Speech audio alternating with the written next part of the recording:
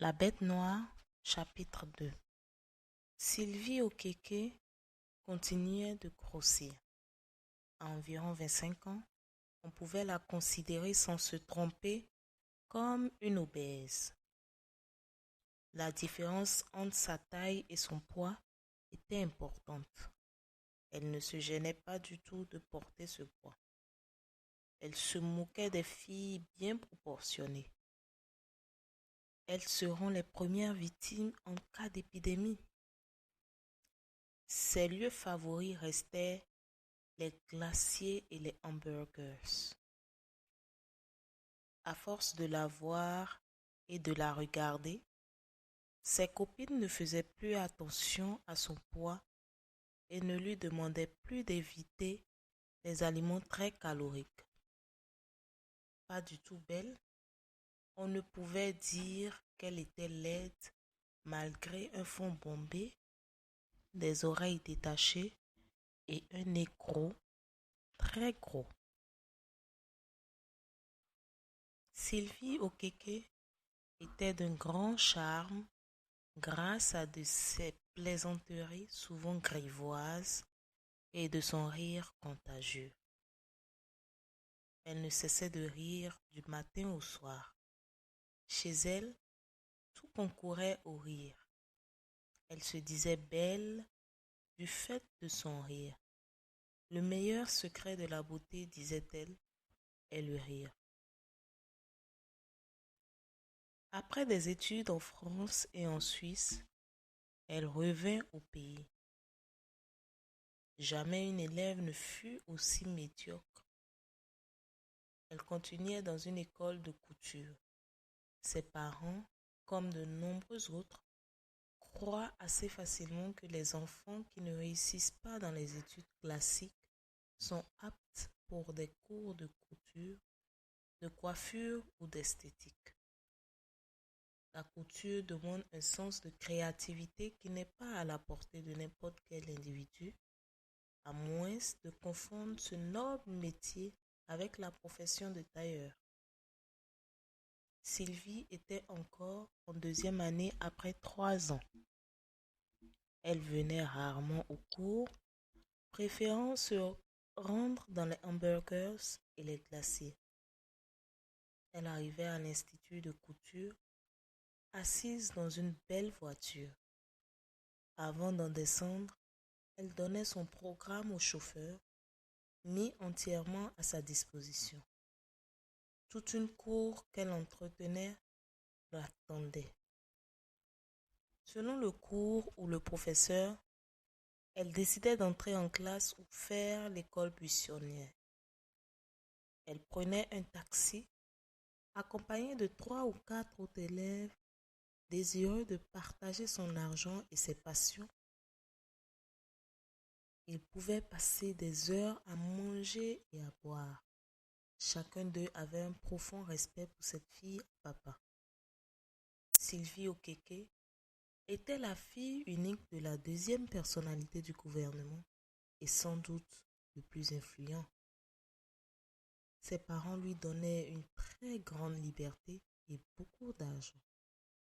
Mademoiselle Okeke avait droit tous les mois à un salaire comparable à celui d'un professeur agrégé d'université. Son argent de poche hebdomadaire devrait être l'équivalent du salaire d'un professeur de lycée. Combien de fois a-t-elle dit à ses professeurs d'ici et d'ailleurs qu'elle pouvait les payer tous les 15 jours au lieu de toutes les fins du mois? Elle ne se contentait pas de son salaire de professeur agrégé et de professeur de lycée. Elle demandait en plus presque tous les 2 jours de l'argent à son père ou à sa mère. Selon les mauvaises langues, sa naissance serait mystérieuse et toute la fortune de son père aurait pour origine Sylvie, appelée Bibi Chérie par ses parents. Habituée à entendre ses parents l'appeler Bibi Chérie, ses amis finirent par l'appeler ainsi à sa grande joie. Parmi ses nombreux amis, Florence d'Aubisson en était la meilleure. Elle était à sa disposition à toute heure, même à 2 heures du matin, si besoin en était, et Florence pouvait se prendre un taxi pour la rejoindre. Chérie Bibi vivait dans un quartier résidentiel dont l'accès n'était pas permis à tous les citoyens du pays. Le quartier, très luxueux, ne comptait que 99 maisons. Les agents de sécurité, avec leurs uniformes en jaune et noir, patrouillaient sans cesse dans tous les endroits. Certains parmi eux marchaient avec des chiens bergers. Toutes les maisons rivalisaient de beauté dans leur architecture. Celle des Okeke était la plus grande et la plus belle. Pour sa construction, le ministre Okeke fit venir un architecte de l'Italie. Les meubles et tous les décors vinrent de ce pays, accompagnés de 2 décorateurs d'intérieur. La femme s'occupa des 3 paliers prévus pour les chambres à coucher.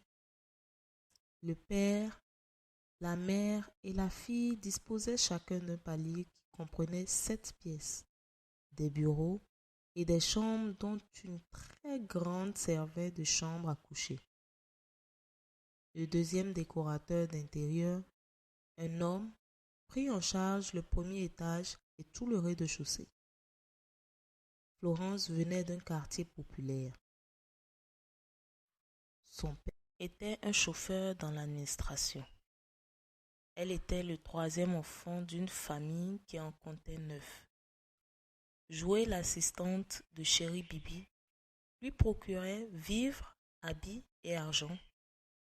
Ses études étaient entièrement prises en charge par Sylvie Okeke. Elle préférait doubler la classe rien que pour rester avec son amie. Florence, âgée de 19 ans, était d'une beauté naïve, fine et grande. Monsieur François Okeke appelait Florence la garde du corps de Sylvie. Florence d'Aubisson possédait une carte pour entrer à Petit Paradis, le nom donné par les habitants de la ville à ce quartier. Quand elle arriva ce matin de bonne heure à 4 heures, Chérie Bibi s'énerva. « Je t'attendais depuis 2 heures du matin et c'est maintenant que tu t'amènes? Je n'aime pas qu'on me fasse attendre des heures. 15 minutes de retard me mettent hors de moi. Excuse-moi, c'est parce qu'il m'a été difficile de trouver un taxi. Il semble que les taxis sont en grève ce matin. Tu as eu suffisamment d'argent pour apprendre à conduire. Je te donne l'assurance que cette semaine même, je vais m'inscrire à une auto-école. Dès que tu auras ton permis, je vais t'offrir un des 18 voitures qui sont dans cette maison. En attendant, couchons-nous. J'avais une grande envie. Fais-moi plaisir. » Florence d'Aubisson se comportait en homme dans le lit avec Bibi Chérie. Elles étaient les seules à savoir la nature des liens sexuels qui les unissaient et Sylvie avait formellement interdit à Florence d'en parler à quiconque. Nous sommes la nouvelle génération et notre mentalité a évolué. Sylvie Okeke n'avait jamais aimé les relations intimes avec les hommes et c'était avec Florence qu'elle trouvait le plus grand plaisir. Quand tu vas te marier, j'espère que tu ne vas pas me rejeter, s'inquiéta Florence. N'en parle même pas. Je ne pourrai jamais t'abandonner et je ne permettrai jamais que tu te maries. Et si tu t'entêtes à le faire, tu vas le regretter toute ta vie. Je suis obligée de me marier parce que mes parents l'exigent pour sauvegarder l'image de la famille. Ma mère ne cesse de me demander de présenter un homme, alors que je n'aime pas les hommes. Tu peux prendre quelqu'un pour la forme dans la mesure où je ne serai pas proche de toi. Mon drame, c'est que je serai obligée de faire un enfant pour ce futur malheureux et il me faut un homme que je peux écraser à volonté. Il doit accepter de se coucher pour que je marche sur lui. Je n'aime pas les pauvres, mais le genre d'homme qu'il me faut doit être un démuni ou un faible. Suce-moi encore le sein gauche. Ce que Sylvie ne savait pas, c'était que sa mère, Madeleine, se servait également de sa meilleure amie. Elle la recevait dans une chambre d'hôtel qu'elle prenait en fonction du programme de l'amie de sa fille. Je t'accorde une grande considération car tu es la meilleure amie de ma fille. Je te gâte afin que tu la surveilles mieux. Je tiens à elle comme à la prunelle de mes yeux. Tu dois me dire tout ce qu'elle fait dans la journée. Il va falloir que tu viennes vivre chez nous. Maman, comment pourrions-nous nous voir sans attirer les soupçons? Chérie Bibi dort beaucoup. Nous n'aurons qu'à profiter de son long sommeil pour nous retrouver dans mes appartements. Et si ton mari nous surprend? Mon mari? Tu crois que j'ai un mari? Cela fait des années qu'on n'a aucune intimité. Nous sommes ensemble pour garder les apparences. Un ministre de ce genre n'a pas le temps pour une femme. Trop de travail, trop de femmes. L'épouse se contente du matériel et de l'argent en espérant qu'il ne sera plus un jour au gouvernement pour mieux s'occuper d'elle. C'est donc bien vrai que les grandes dames boivent beaucoup de l'alcool ou deviennent des amantes des domestiques ou des chauffeurs? Vrai de vrai. Pour une femme qui a un doctorat comme moi, je ne me vois pas subir les assauts d'un domestique ou d'un chauffeur. Je préfère la chaleur de certaines de mes étudiantes. Maman, tu me vexes. Pourquoi me parles-tu de mes rivales? Excuse-moi, mon bébé chéri. Prends mon sein droit. Florence gagnait assez d'argent dans ses activités cachées. Son petit copain Anatole Kodja la voyait rarement. Elle ne faisait que lui donner de faux rendez-vous. Toutefois, elle lui venait en aide sur le plan financier. Elle possédait un compte d'épargne garni. Car Florence ne se contentait pas de la mère et de la fille. Elle était aussi l'amante du père. Bibi chérie, qui restait insatiable en matière d'argent, envoyait souvent à sa copine de se rendre au bureau de son père pour lui prendre de l'argent. Le père ne refusait rien à sa fille, malgré tout ce qu'il lui donnait. C'est à la troisième visite qu'il prit l'intimité de la meilleure amie de sa fille. Il demandait quelquefois à Florence de le rejoindre sans attendre les ordres de Sylvie. Il lui demandait de bien suivre sa fille et de lui faire des rapports réguliers sur toutes ses activités. Florence d'Aubisson ne se sentait coupable de rien. Pour elle, les riches doivent entretenir les pauvres. Désormais, sa famille mangeait à satiété. Son père, sa mère, ses frères et sœurs, et même ses cousins et cousines bénéficiaient des largesses du ministre, de son épouse et de leurs filles. Les deux filles, après leurs ébats amoureux, dormirent jusqu'à midi avant de se faire servir des repas copieux. Deux cuisiniers, l'un pour les plats occidentaux et l'autre pour les mets africains, étaient à la disposition de chérie Bibi. Une servante attachée à sa chambre mettait de l'ordre dans ses affaires. Elle rangeait les habits jetés à tort et à travers dans la vaste chambre. Elle jouait le rôle d'une gouvernante. Mariama Soulé n'avait pas terminé ses études à l'école du tourisme à cause de la pauvreté de ses parents. Elle s'occupait uniquement de la chambre de cette grosse fille en espérant retourner dans son école après avoir épargné suffisamment d'argent. Elle était grassement payée pour rendre propre cette vaste chambre. Sylvie Okeke n'aimait pas cette jeune fille qu'elle trouvait trop portée sur l'islam et ses pratiques. Elle tenta à plusieurs reprises d'en faire son amante. Mariama refusa avec politesse et fermeté. Sylvie menaça à plusieurs reprises de la faire envoyer, mais elle ne mit jamais son projet à exécution. Après le repas, Sylvie et Florence partirent pour la plage en compagnie de 2 autres élèves qu'elles rencontrèrent sur le chemin de l'école.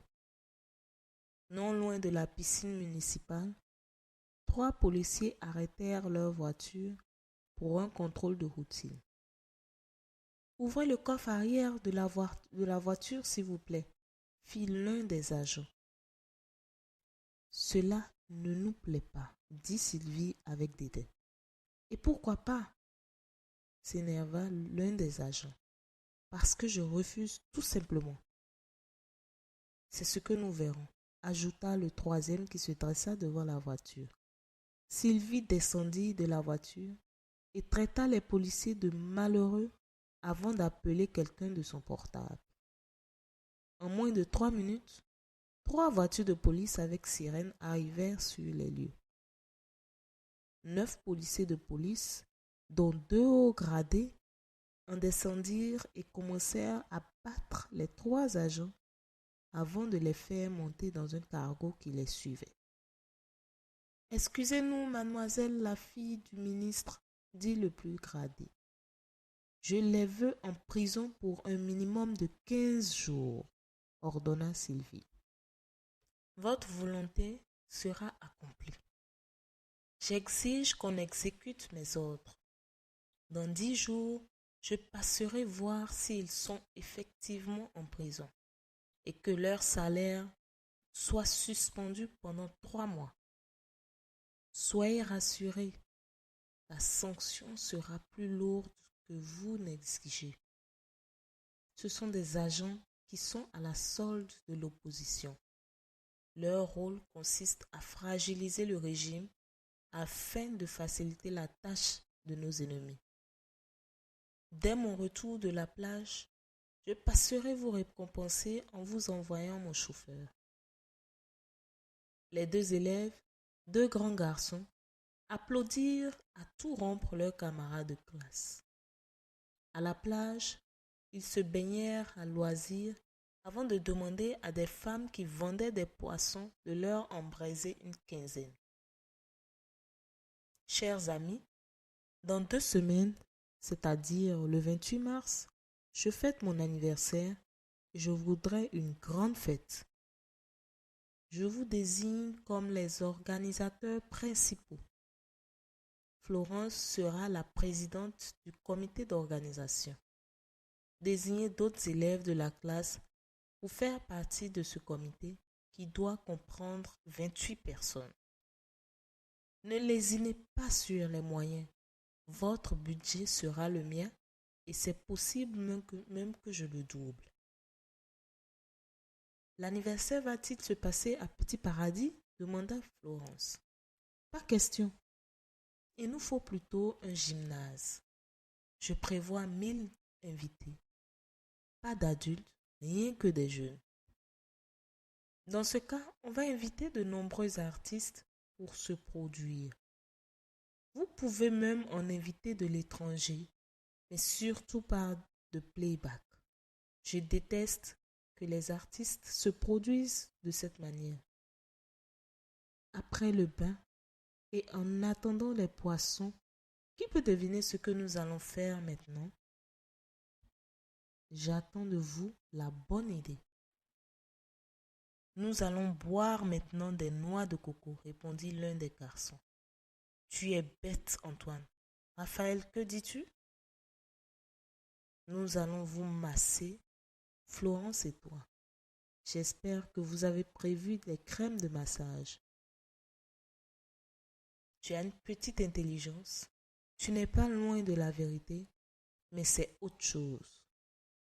Nous allons nous étendre et vous allez nous titiller les seins et l'autre partie que vous connaissez. Attention, n'allez pas plus loin. Devant tous ces gens qui passent et ces femmes qui font des poissons, s'étonna Raphaël. Bien sûr, de quoi as-tu peur? Nous sommes de la nouvelle génération. Le vieux monde est derrière nous. Avançons.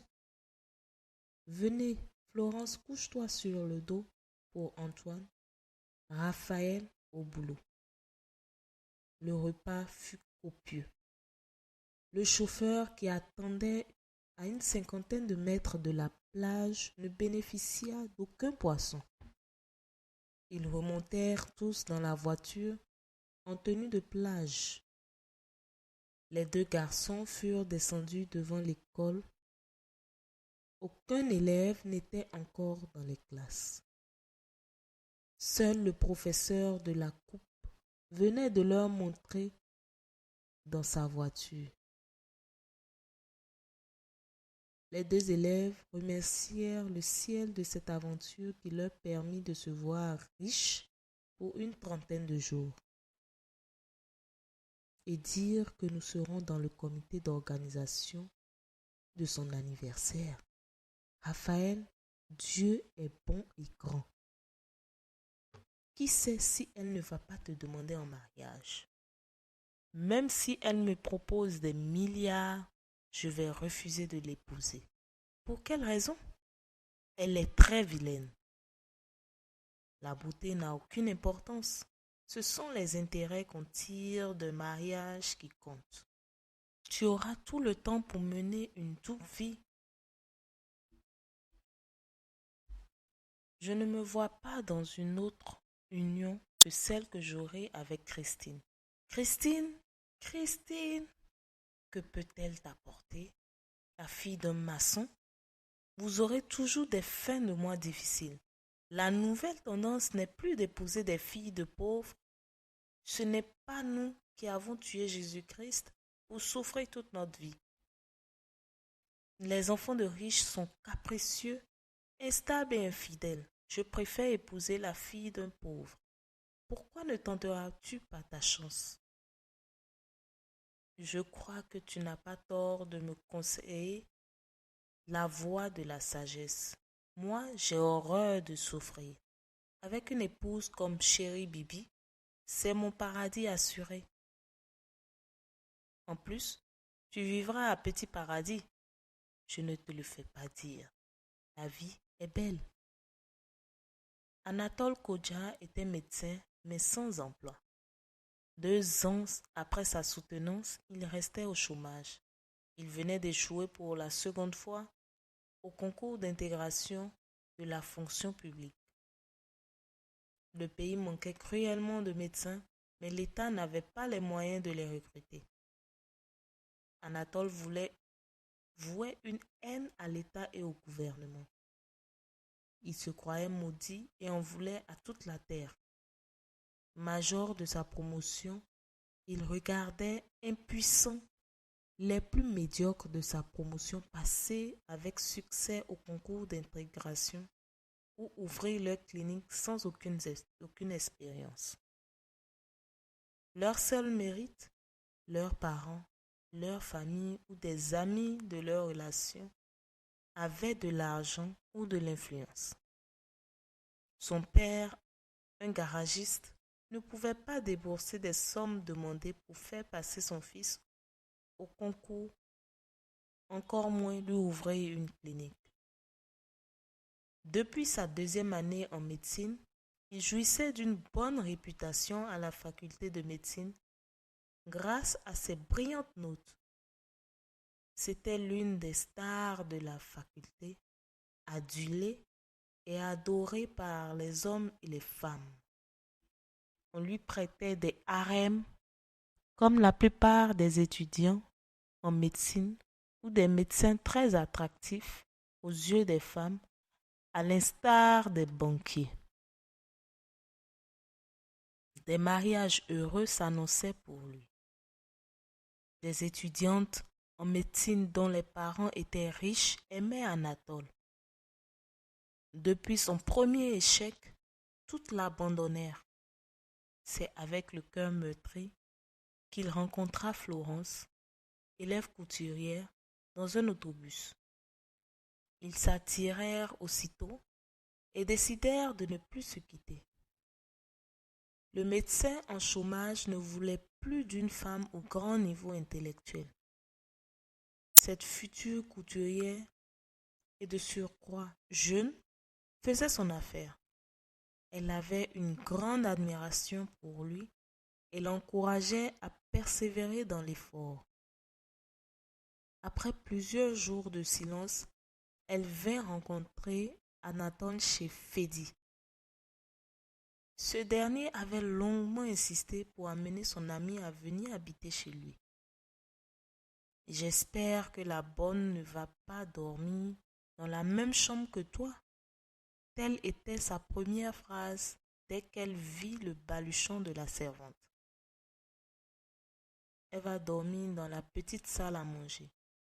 Tu as intérêt. Tu me sens bizarre. Je suis au service de la fille d'un ministre qui est dans notre classe, dont les parents me demandent de la surveiller.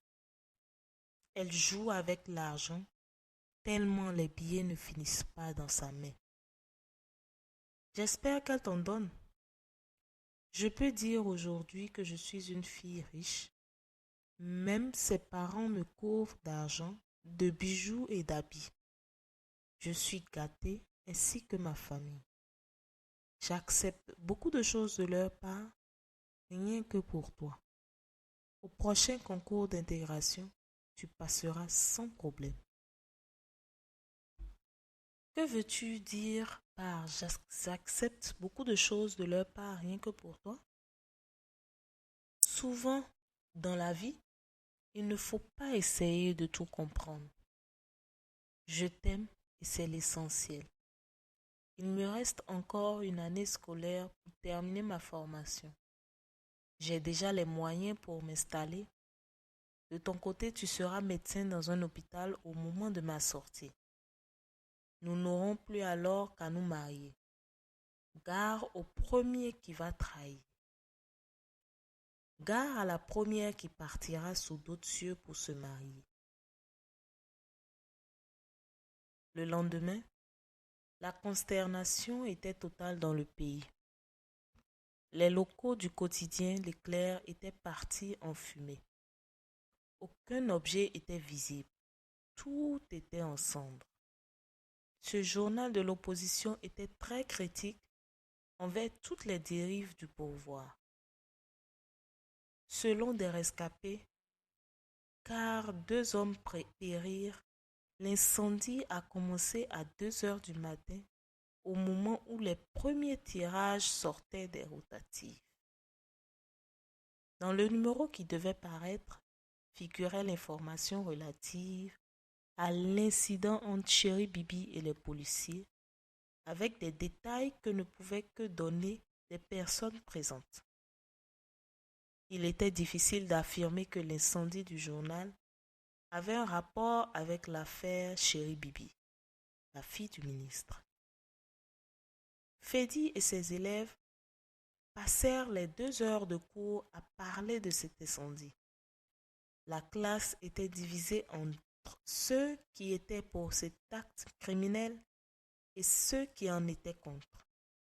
De nombreux élèves avaient déjà vu cette Sylvie Okeke et tous la connaissaient de mauvaise réputation. Dans la classe, 2 élèves étaient fils uniques de leurs parents, mais ils restaient humbles. Sarah ne participait pas au débat et M. Yantala voulait comprendre la cause de son mutisme. Sarah, je veux que tu parles. Je suis très énervé. Si j'étais un homme, je serais allé brûler l'auteur ou les auteurs de ce crime. Tu crois que seuls les hommes peuvent se venger? Les femmes aussi peuvent le faire, dit un élève. Moi, je suis prêt à le faire, mais qu'on me montre l'auteur de l'incendie, ajouta un autre. Vraiment, ces riches se foutent de nous. Quand les chasserons-nous de ce pays? Fit un autre. Où aviez-vous vu un pays gouverné par les pauvres? Demanda le professeur. Sommes-nous obligés, monsieur Yantala, d'imiter les autres? Demanda Sarah. Non, ma petite chérie Sarah. Nous aspirons tous à la richesse. Sans le désir du gain, vous ne seriez pas venu passer des années sur les bancs de classe. Je regrette, monsieur Yantala. Je ne suis pas venu à l'école dans le but d'avoir de l'argent. Sarah, tu viens en classe pour quelle raison? Pour apprendre, connaître et savoir. C'est parce que tu es assuré d'avoir un mari riche. Je n'en veux pas. Un mari riche n'est pas un homme sérieux. Je veux quelqu'un qui me donne à manger, m'habille et me donne un logement. Je ne veux pas du superflu. Vous devriez aller très loin dans vos études pour manger des mets délicieux, vous procurer des vêtements de qualité et en quantité, et avoir un logement de haut standing, pas les appartements de 3 pièces et de 4 pièces, n'est-ce pas? Monsieur, c'est vrai que vous êtes le professeur qui possède des habits de qualité et en quantité. Mais devriez-vous pour autant vous considérer comme quelqu'un qui a réussi malgré vos longues études? Si je me souviens bien, je crois que vous habitez un appartement de 3 pièces. Cette réaction de Sarah créa un tohu-bohu dans la classe. Les élèves en profitèrent pour quitter la classe en courant car la fin des cours venait de sonner. Seuls restèrent Sarah et le professeur. Sarah, tu voulais m'humilier? Loin de moi cette idée. Je te supplie de venir ce soir pour toute la nuit. Excusez-moi, je ne pourrai pas. Pourquoi, mon amour? J'ai un devoir de maths demain et je ne veux pas avoir de problème avec l'administration et ma famille en fréquentant un professeur et grand intellectuel comme vous, n'est-ce pas? Je te supplie, dit le professeur. Ne tentez pas le diable, je suis une mineure. Vous pouvez perdre votre place, votre réputation, votre honneur et votre liberté. Je ne perdrai rien, je vais t'épouser. M'épouser? Ne me faites pas rire. Mes amis m'attendent dans la cour. Si je reste encore une minute de plus, toute l'école soupçonnera notre relation. Du courage, oubliez-moi. Frédéric Darco-Yantala ne pouvait pas supporter de voir une fille de 17 ans lui tenir tête de la sorte. Dans la soirée, il évoqua le problème dans la société secrète qu'il fréquentait. Le plus instruit dans les sciences occultes se livra à des rituels. Mon frère, c'est difficile, mais oublie rapidement cette fille. Elle va te créer des problèmes inimaginables. Tu regretteras toujours de l'avoir connue.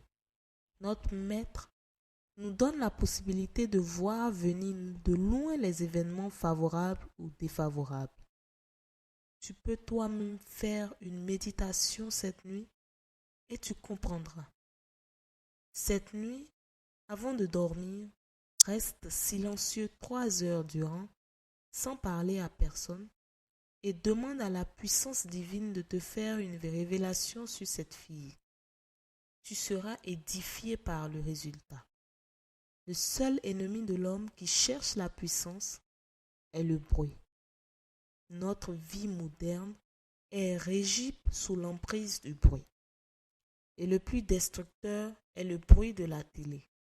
Tout individu qui peut rester un mois sans regarder la télé ni écouter les informations de la radio sera un super homme plein de santé, de richesse et de puissance. Mais ce soir, nous allons discuter de la psychokinésie.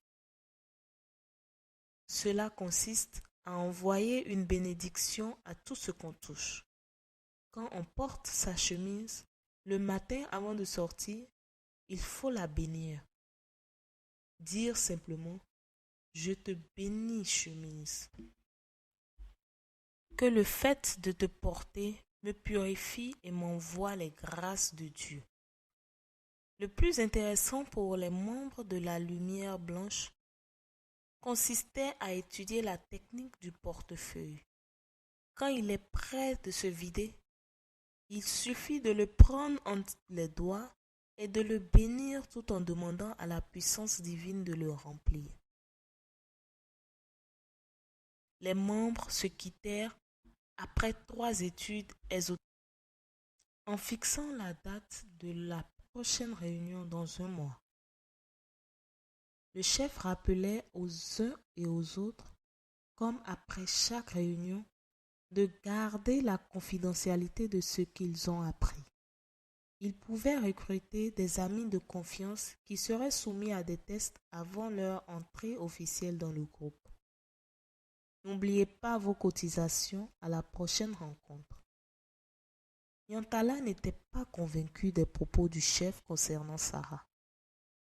Cette mineure ne pouvait que lui apporter le bonheur. Un chat noir dans une maison réagit automatiquement à la présence d'un être maléfique. Or, son gros chat noir, qu'il tardait à baptiser, était monté sur les jambes de Sarah en signe d'admiration. Il lui fallait Sarah de gré ou de force. Cette petite l'avait émerveillé par sa technique sexuelle. Monique en était loin. Il refusa de faire la méditation de 3 heures qu'on lui avait demandée. Ces gens-là ne disent pas toujours la vérité. On doit la trouver par soi-même. Ils disent que la couleur noire n'est pas favorable à notre épanouissement. C'est tout à fait le contraire chez moi. Ce n'est qu'à minuit qu'il regagna son domicile. Il jura de déménager assez rapidement à cause de Sarah. Elle l'avait nargué de vivre dans un appartement de 3 pièces, le trouvant de surcroît pauvre. Les longues études ne pouvaient pas donner la fortune. Et lui voulait coûte que coûte devenir rapidement riche pour montrer à cette petite fille prétentieuse qu'il valait mieux qu'un appartement à 3 pièces.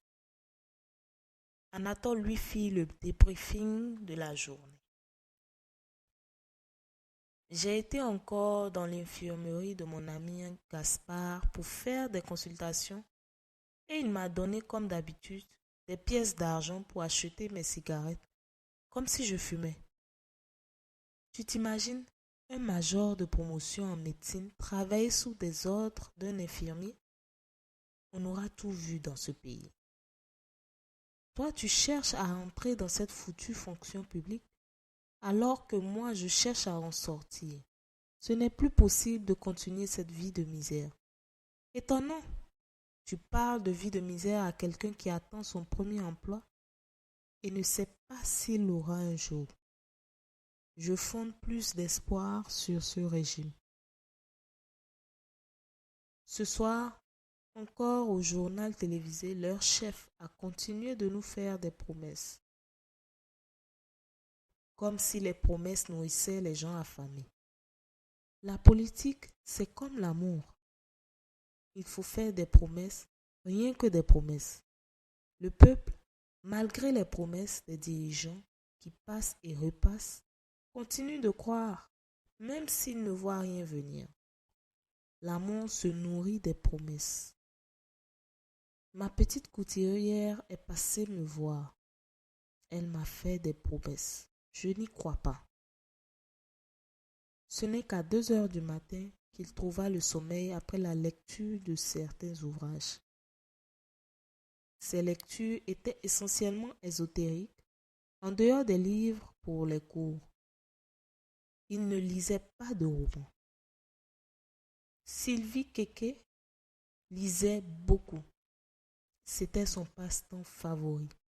Elle lisait essentiellement les romans photos et les polars.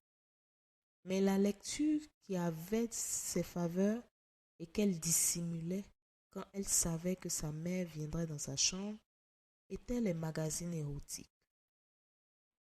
Elle cachait aussi à ses parents les nombreux films X qu'elle regardait avec passion, surtout quand il s'agissait d'histoires entre femmes. De nombreuses filles venaient regarder ces films dans sa chambre avant de se soumettre à ce qu'elles avaient vu en compagnie de la maîtresse des lieux. Elles se quittaient après avoir bu de l'alcool et du champagne. La soirée continuait souvent dans une boîte de nuit jusqu'à l'aube. Devenue amoureuse de Florence, Sylvie diminua le nombre de ses amantes. Cette nuit-là, elle demanda au chauffeur de partir chercher Florence à minuit. Ce chauffeur mis à sa disposition ne pouvait la quitter pour se rendre à son domicile sans son avis. Florence n'appréciait pas cette attitude. « Chérie Bibi, il faut que tu apprennes à conduire afin de libérer Mustapha à certaines heures. Il a 2 épouses et de nombreux enfants. Ceux-ci aimeraient le voir à des heures normales, supplia Florence. Qui te dit qu'il se plaint? Tu sais que c'est un pauvre et avec ce qu'il gagne comme salaire, en plus de mes largesses, il pourra rester des nuits sans dormir si je le lui demandais. Apprends quand même à conduire. Mon père ne veut même pas entendre parler de cela. Moi non plus. Je vais par contre reprendre mes cours de karaté et de judo que j'ai abandonnés en revenant ici. Avec ton poids, si tu pratiques le karaté et le judo, j'ai peur que tu n'écrases ceux qui vont t'attaquer.